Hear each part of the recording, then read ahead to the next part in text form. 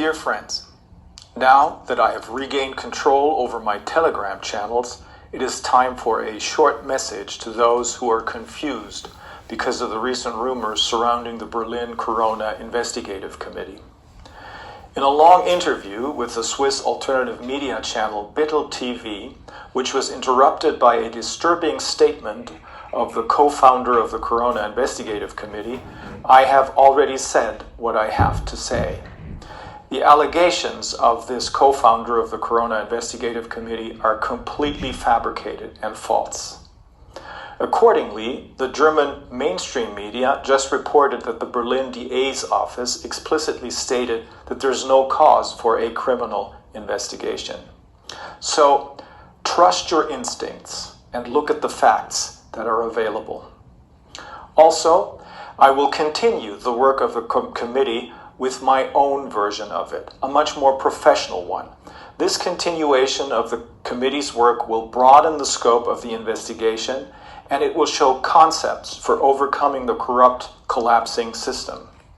Its new name will be International Crimes Investigative Committee, ICIC. However, there are three things that I believe need extra emphasis in this ongoing fight for humanity.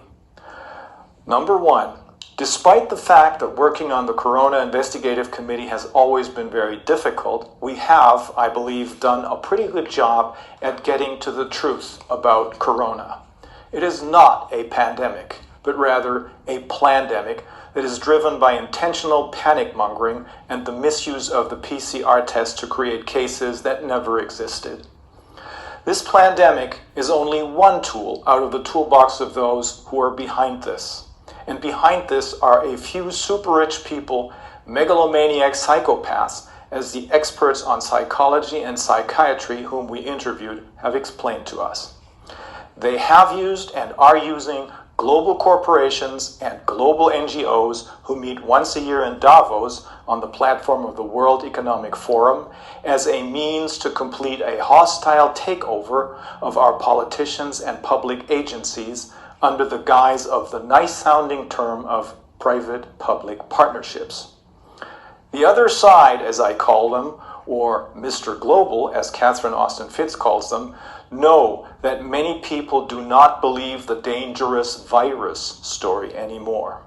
Monkeypox turned out to be a complete failure, a non-starter. They are on the defensive, but they have more in their toolbox to keep us in panic mode, that is, in a mental condition that will make many of us follow any order they're given. The Ukraine crisis, global warming, food shortages, and energy shortages are only the best known of their panic-mongering tools.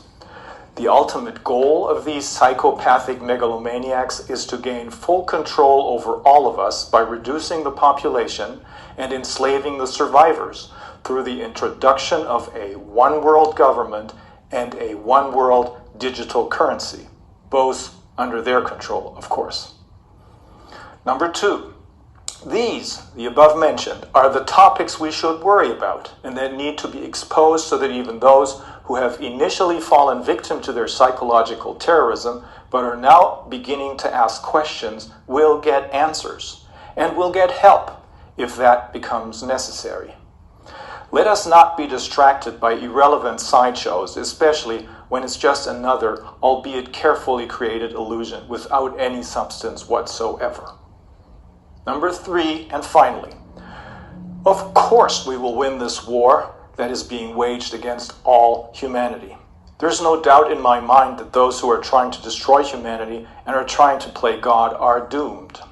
But there's no single person or single institution that will be able to single-handedly put an end to this.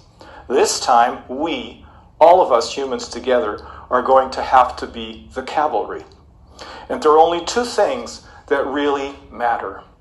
The first one is that we need to understand that this is not the Russians against the Americans, the French against the Germans, black against white, women against men, or the vaccinated against the unvaccinated. Instead, it is all of us humans against the monstrous criminals that are doing everything they can to drive us against each other so that our attention is distracted from their evil doings. The second thing that matters is this. I believe that we're really close to a tipping point and that we may even have already won the war. That is why the other side, Mr. Global, is now out of control, literally running amok. But we need to be clear about this.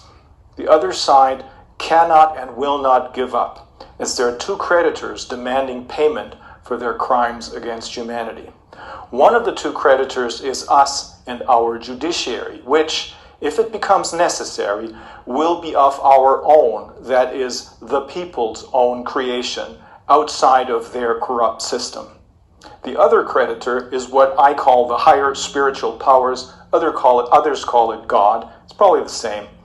And those who play God never went unpunished, if I remember correctly. Oh, and just one more thing, as Columbo used to say.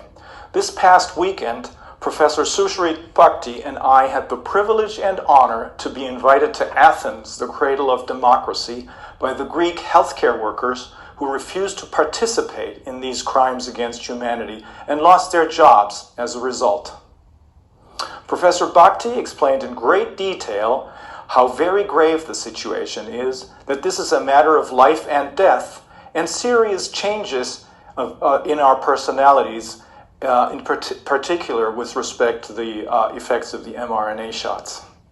I summarized the findings of the Corona Investigative Committee and how the legal efforts of a growing number of combative attorneys are now, in some parts of the world, becoming more and more successful.